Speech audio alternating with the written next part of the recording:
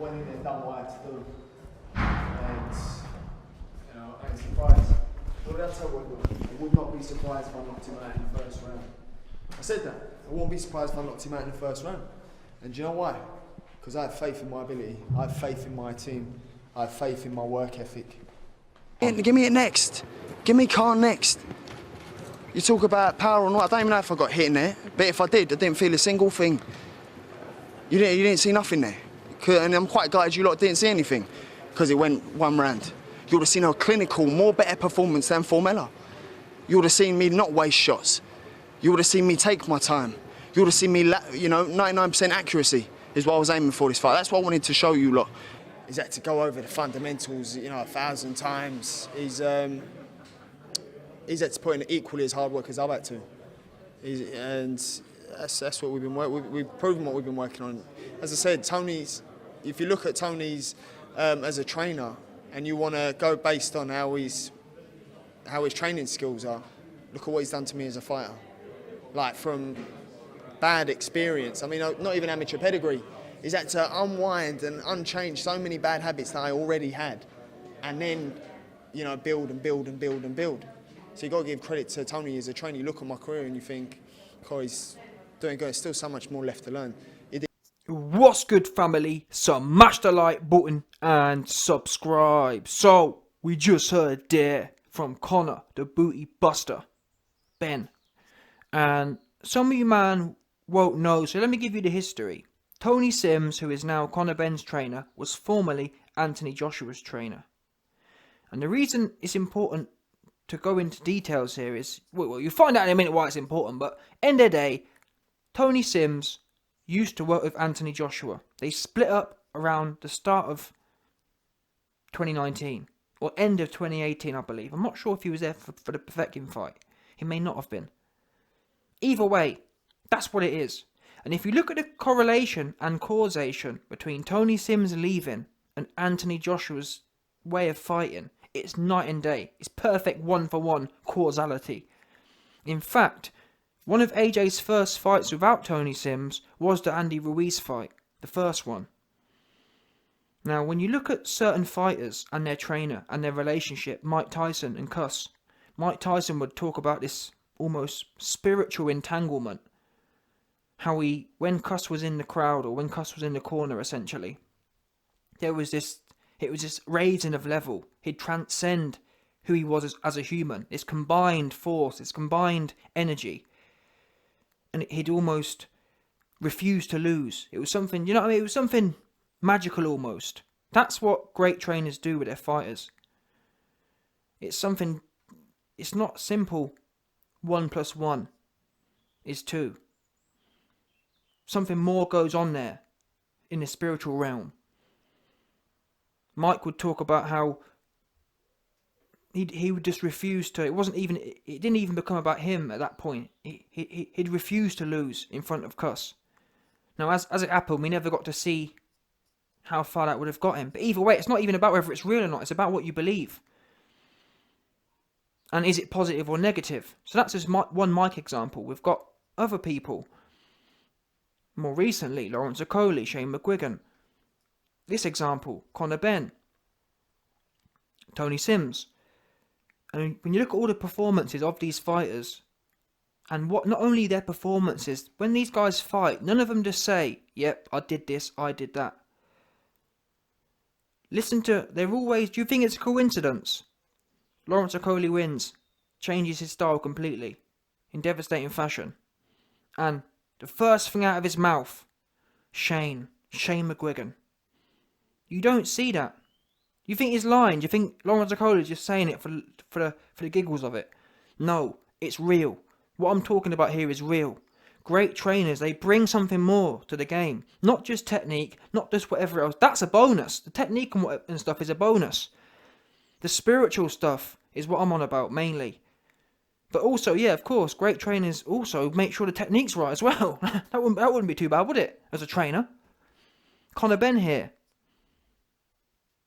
I thought I'd KO him in the first round. I had an inkling I was going to KO him in the first round. Why? My belief. You can hear it in his voice. The belief in the team. Do you think he threw that in there for the giggles of it? Do you think after his good performance, he went on a 5-minute rant about him and his trainer's relationship. I ain't heard AJ be doing that about what's his name, mcCracken. Show me it. Show me where it is. Don't hear it because it ain't there. He ain't inspiring no one. That spiritual thing, that spiritual entanglement ain't there with mcCracken. I'm sorry, it's the way it is. And it's almost night and day. Look at how AJ fought with Tony Sims in the corner. This air of the same air that, or similar air as Conor Benn. This belief. Conor Benn said, I'm not even sure if I got hit, and if I did, I didn't even know about it. I got goofy people telling me, oh, YB, why are you so negative against Rob mcCracken? Because you don't realise AJ lost. AJ lost YB. Of course he's got to be defensive now. Is that what we're doing then? You lose and you just... you lose and then you completely change yourself and lose yourself and try and do something else. Give up on yourself almost. Oh, I've lost now, so let me throw everything out. Let me throw who I was out the window and become someone different. I'm not good enough. That's what that means. You resign to not being good enough. I don't believe that. I believe you dig deeper. You become better at what you was doing. You don't throw it all out the window and become scary. You adopt an attitude of, next time when I get hit, you're going to bounce off. Look at Dillian White in there with Povetkin. Did he go in there and say, oh, you know what? I got chinned. And I wouldn't mind you. If AJ was genuinely chinny, I'd kind of get it. I'd be like, well, if AJ was a mere Carton 2.0, I'd get it. I'd be like, I can see where you man are coming from. But AJ, factually speaking, has one of the best chins in the division. Top 2, top 3 chin. Top 1, possibly. Who knows? Top 3 for sure. So I don't understand what the need is for all this other... He should be doubling down. After that Ruiz loss, it should have been a double down. Especially given he has also admitted there was other things going on. The Ruiz performance in itself was discountable. You can just write it off. There was something else going on. So why, when you know you've had a bad night for a particular reason, would you completely change your style? A lack of belief in the team. That spirit thing I'm talking about weren't there. Clearly it weren't. We see people like Dillian White after a loss. He gets a new trainer. The guy who worked with Lennox Lewis, doubling down. Look how Dillian came out. Dillian had that spite, that belief. That you know what I'm saying? He weren't having it. The team believed in him. In fact, I did a video on it as well. Dillian White after his fight, chalking a lot of what he said up to his team again. AJ goes into the Ruiz fight, the first Ruiz fight. And even from the jump, something was wrong. Not when he got hit. Before he got hit, something went right from the jump. His style had changed before he even got hit. And I'm telling you, Tony Sims left and mcCracken was left. And the more that mcCracken's been left, you can see the display is there for you to see. Conor Benn said, first round. Where's that first round spite? Mike Tyson would do the same stuff. That first round spite. Where is that gone? AJ had that first round spite. Where people say things like, oh well, YB, he's matured. I can't understand that logic. Maturing don't you get rid of first round spite, does it? And the thing is I struggle with the most is, people say, like I just said, YB, he got beat. Everyone takes losses. That's the first thing. But more specifically, yeah, he got beat. Oh, YB, he got hit. Do you not know he can't afford to get hit anymore? What are you on about? I don't get that. Oh, YB, he got hit. You know he got hit by Ruiz. Do you want it to happen again? Oh, you want AJ to get knocked out again? For you to say that means you must believe AJ can get knocked out by Pulev. I don't. I'm sorry. Maybe I'm wrong. Maybe I'm naive. But I don't believe Pulev could knock AJ out. Don't believe it. Because Vlad, on one of AJ's worst nights, couldn't knock him out. Overweight, inexperienced, and the shot bounced off, and he was smiling. So explain it to me then. Explain to me the logic why AJ couldn't go in there with Pulev and have the round 1 energy. Explain it. I need to hear the backing up. And that's what no one ever gives you. People will say things like, oh, well, YB, he got beat by Ruiz. Oh, well, YB, he's going to get hit again. And he's been hit his whole career. Shots bounce off and he gets up smiling. I've never seen him eyes rolling or whatever else. So I just can't, it's not lining up for me. And what's missing is this fighter-trainer spiritual entanglement. That's what's missing. And it's almost, again, 1 for 1. When Tony Sims left, the whole mood changed. It's as simple as that. I hate to break it to you. It's as simple as that. He left, and all of a sudden, everything started changing. AJ started backing up against Ruiz in the first fight. Even in the Povetkin fight. I'm not even sure if he was there for Povetkin, but it all just started. I don't know what it was. The Parker fight was the last one I remember. He fought Parker, and then was it Takam afterwards? No. Parker. Yeah, Parker and then Povetkin. Parker was the last one, really. Just pure Parker fight with pure aggressiveness. Marching forward. Then Povetkin was a bit iffy. A little bit iffy. It wasn't the same. And then Ruiz wasn't the same. And then Ruiz again wasn't the same. And Pulev wasn't the same. And I wouldn't mind it if the opponents were getting much more dangerous. If AJ was in there with Lewis, with Tyson, with Holyfield, you know what I'm saying? I'll be like, well, but these guys are bums. That's what gets me, you know. It's the difference between AJ and these man is 10 to 1.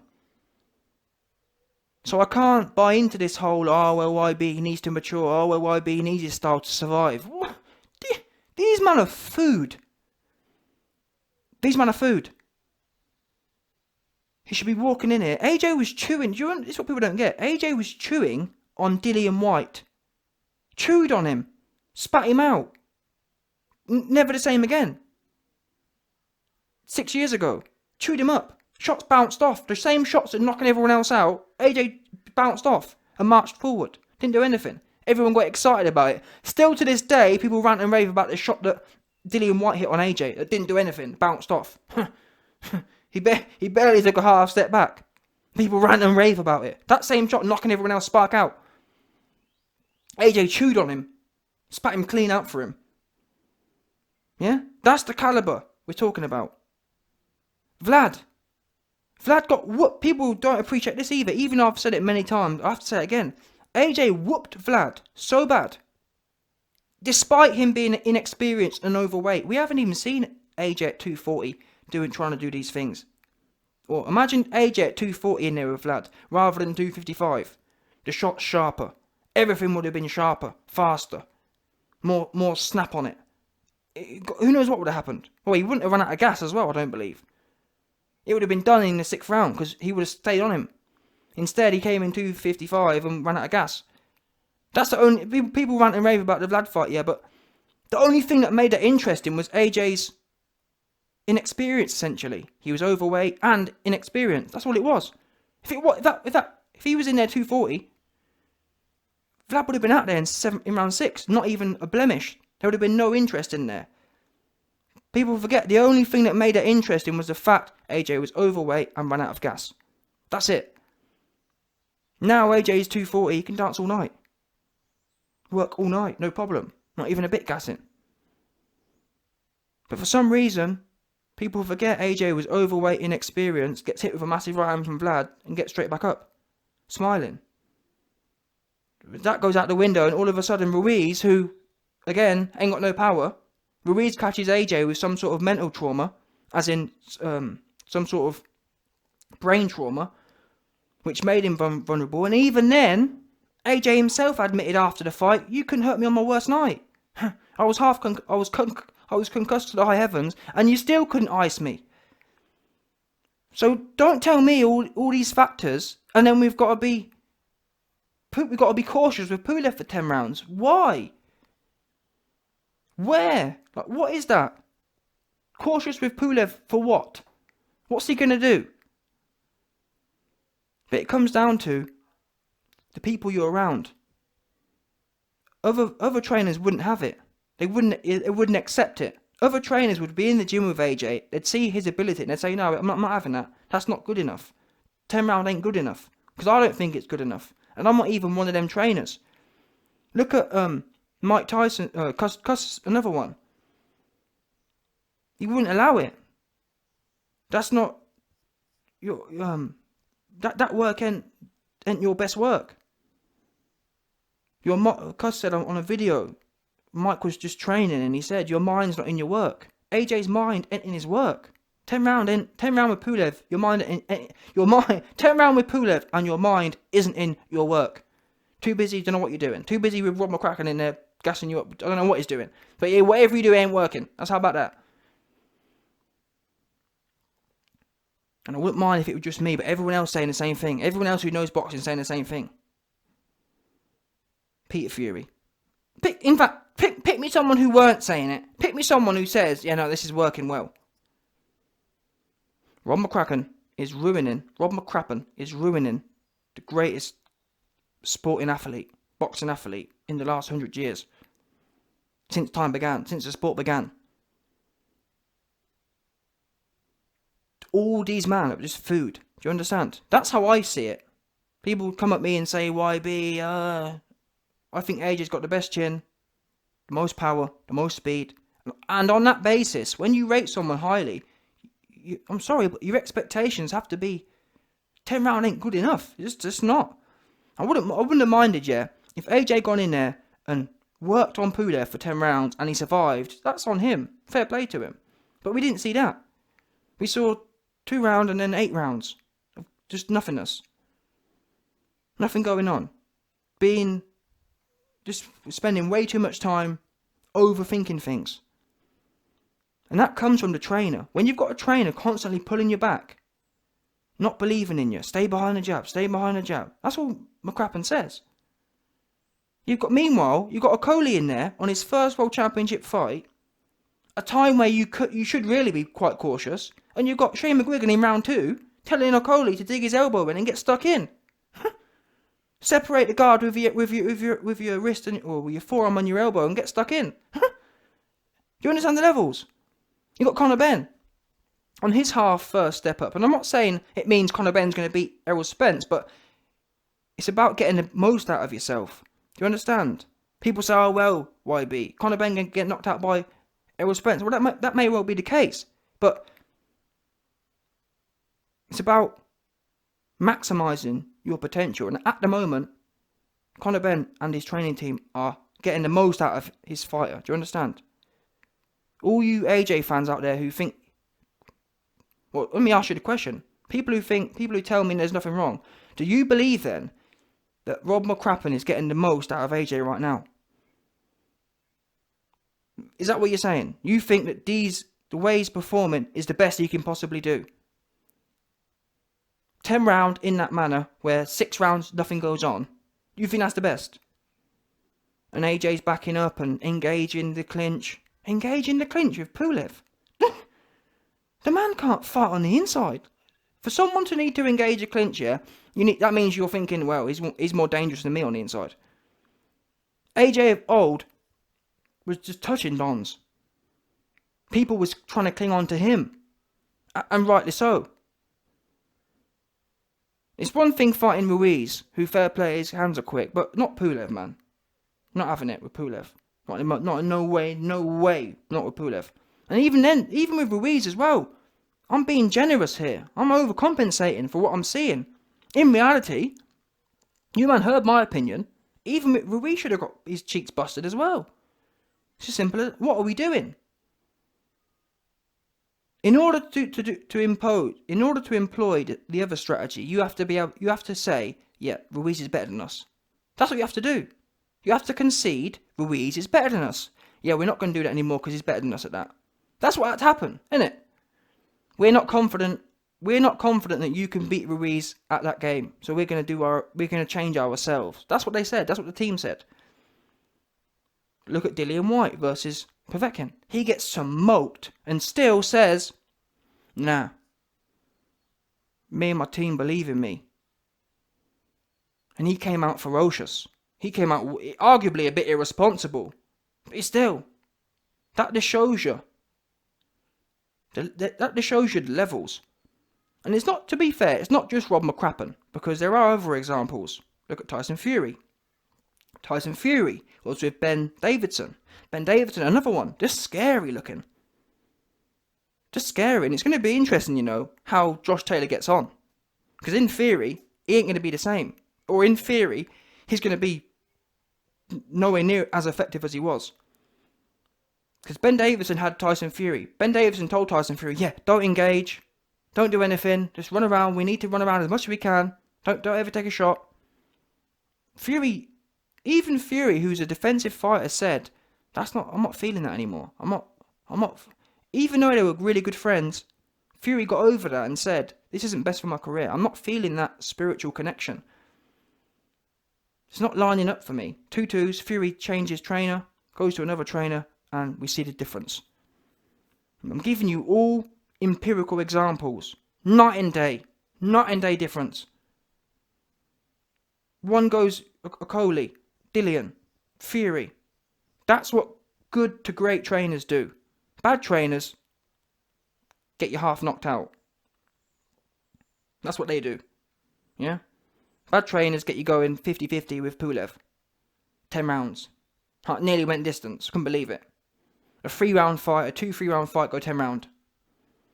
And Pulev weren't even throwing enough. That's what gets me the most, yeah. Pulev wasn't even throwing. It's not like you're in there and you're getting clattered.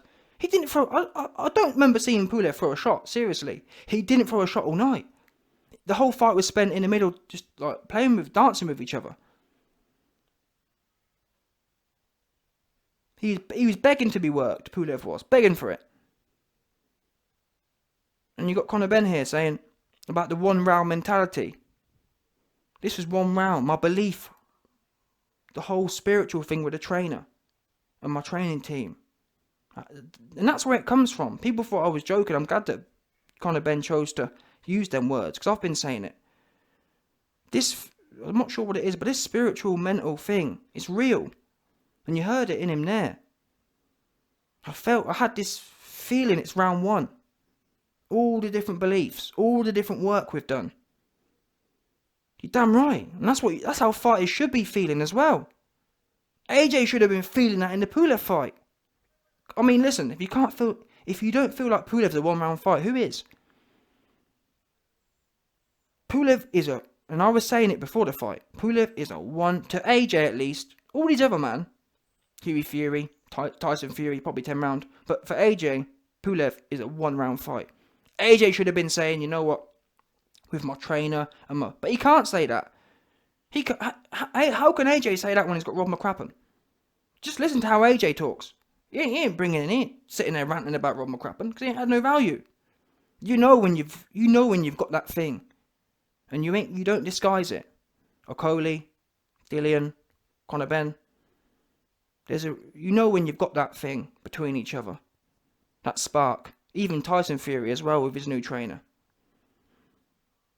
You know when it's there and you know when it's not. Or sorry, you know when you talk about it when it's there, and when it's not there, you ain't got nothing to say. These people we look at, Okoli, Benn, Fury, even in his last performance, the performances are on fire relative to their career. Do you understand? It's this, and the only thing that explains it for me is this spiritual thing. You can just see it oozing out of them. This sharpness. But anyway, before I wrap this up, the last thing I'll say is about the accuracy thing. Conor Benn said, I wanted to show you, man, that I'm not wasting no shots. Like that there is it's an attitude. It's a high level attitude to have. I not only want to knock the guy out, but I want to do it in a way that there's no fat left. There's no fat on it. And to be honest, he was pretty resourceful in there. I didn't think he was wasting loads. Compare it to the Pulev fight. All wastage. Wasted loads of shots, just wasting them. There's clearly not that spiritual thing in there. Ain't there. In AJ's camp. He ain't going in there and wanting to do these things that we hear others talking about. It's not there. His trainer, and that's not AJ's problem. That comes from a trainer. Conor Benn, didn't go into this fight and have expectations of being 99% accurate from himself. He's learnt that from someone. He's got that from someone. You don't just get these... Who thinks about accuracy in the fight? Really? Not many. That's come from his environment, the people around him, have instilled that in him. Just one element. And he said there about how Tony Sims is unwinding my bad habits. We've seen AJ have the same habits he's had for 10 years. The same ones. And if you think I'm lying, show me then. Show me where. Show me examples of improvements with Rob McCracken. Show me them. I've showed you, man, the videos. I've only done a few of them now, but I've showed you examples of how AJ was performing before. In there, just working with the best of them. Just whooping, man. And then for some reason, alleged AJ fans say, well, YB, he lost. So because he lost, that means he needed to change his whole identity. And it's one thing a fighter wanting to change their identity. It's another thing the team allowing it. A good true team would tell him, no, it's not happening. I know who you are. I believe in you. Even I believe in you when you don't believe in yourself. That's what a good team does. A bad team says, oh shit, yeah, AJ, you're feeling a bit down. You're right. You're chinless. You're shit. We better change our complete strategy. And that's what's happened. Just look. AJ's team don't believe in him. And the evidence is all laid out for you. They're all worried about the money, in my opinion. All of AJ's training team are more worried about the money than anything else. They don't have true belief. They believe in the check coming. And what happens is, over time, that only works for so long. Eventually, you end up becoming a cropper. This whole just trying to survive don't end up working well. Or certainly, you don't get the best out of yourself just trying to survive. AJ's team should have told him, yeah, we lost, but we're going to chalk that one up to the game. That's the game. It's the game we're in. We lost. There was circumstances that went on, and that's what it is. What it is. We're going to move on, and we're going to whoop this Don. This Don's getting it. Any frustrations, any doubt, we're going to take out on him. But they clearly didn't have that. Whatever that is, they didn't have it. Instead, they jumped all over the negative sides. Okay, yeah, you got hit, which means you ain't got any chin anymore. Which means we need to dance around with... Like, look at Vlad, for example. Vlad. He genuinely didn't have a chin. He had no chin. On any night, Vlad was getting chinned. So that's, like, having no chin is one thing. But to have AJ's chin, who's been proven under the lights to work, and then to abandon it. And you can see it in the fighting style. AJ almost now refuses to get hit even once. And people like to say, well, YB, look at Mayweather. No, it's not the same as Mayweather. Mayweather wasn't... There's a different... Mayweather... What Mayweather did... Mayweather was defensively confident. Mayweather wouldn't do things out of an anxiety to do it. He'd do it because he'd almost stunt with it.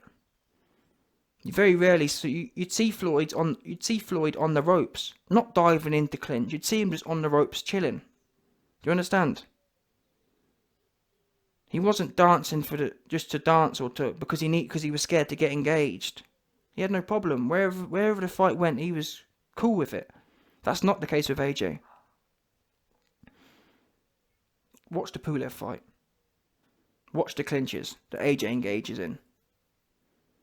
Look how there's no inside work anymore from AJ. He only now engages inside work when the man's been hurt from some other shot. There's no general work going on. And the very last thing I'll say, I think I already touched on it, but let me say it one more time. But C-Benn said, I don't know if I got hit, but if I did, I didn't care about it. That is again, that comes from the belief. That comes from that spiritual energy, that spiritual power. But also, you need that, I believe. You need to have that disregard. If I get chinned, so be it. If I get sent to meet my maker, so be it.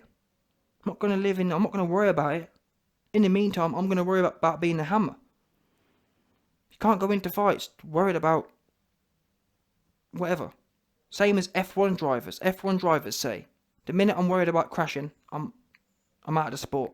That's the truth. The minute you go into a fight and you're worried about getting hit, end it there and then.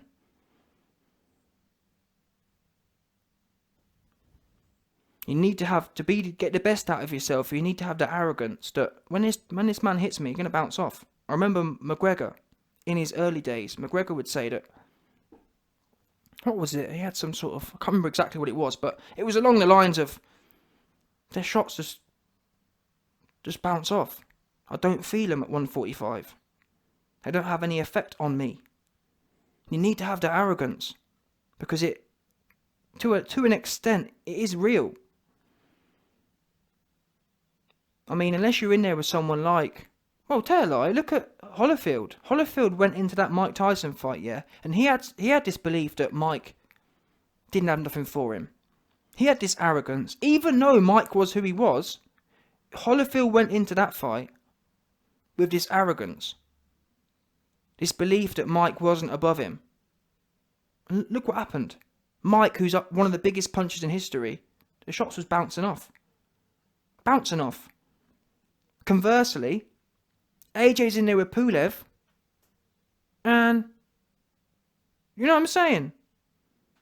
If Holyfield can be that arrogant against Mike Tyson, you telling me that AJ can't be arrogant against Pulev? Holyfield was in there backing Mike Tyson. Mike Tyson himself even said, in the first fight I think it was. Yeah, it was the first fight. In his documentary, Tyson said that when Holyfield was backing him up, he said, I couldn't believe what was going on. I couldn't even really feel what was going on. It was all just, for the first time in my career, I was going backwards. And it was all thud, thud, thud, thud. He was hitting me all over. And that's Holyfield in there with Tyson. You have to have that. And then when you start to believe it, it becomes real. And these are Hall of Famer fighters. AJ wasn't in there with some Hall of Famer fighter. And even if he was, like Holyfield, even if you are in there with a Hall of Famer, you still don't give a F. In fact, you rise your level even more. You say, yeah, you may be a Hall of Famer, but I'm better. You don't say, oh, well, I got beat by Ruiz, so now I question everything. Now, that's just not what I've seen the greats do anyway. Maybe I'm going to be proved wrong. Maybe doing it this way is the best way. I don't see it myself. I remember, who was it? I think AJ was in there with someone and he got hit and did he stick his tongue out or something? Maybe, I'm not sure, but that's the kind of thing that was there before, yeah? You're going to hit me and my tongue's going to come out and I'm going to march forward. I'm going to march, like, psychologically speaking, do you know how scary it is to hit someone and then their tongue comes out and they march forward? Those are the kind of sick things your team and yourself should be looking to experiment on your opponents with. I told you, man, if I was in the camp here for Pulev, I'd have told him, go in there and just for the first, obviously we're going to train for it, but for the first few rounds, just put your hands down. Just get in there and rub him up and rough him up. Just march forward with some head movement and just touch him all over. Just get stuck in. You know what I'm saying? Dig your elbow in. Just work him. Oh, no. We're going to go in there and we're going to sit on the outside and try and play these arm games. And I don't know, man. I don't know what to say. Look at how Conor Benn came out against his opponent. I don't give a F what no one says. They're similar levels. Vargas and Pulev are similar levels. Both bums. Yeah? That's the truth of it.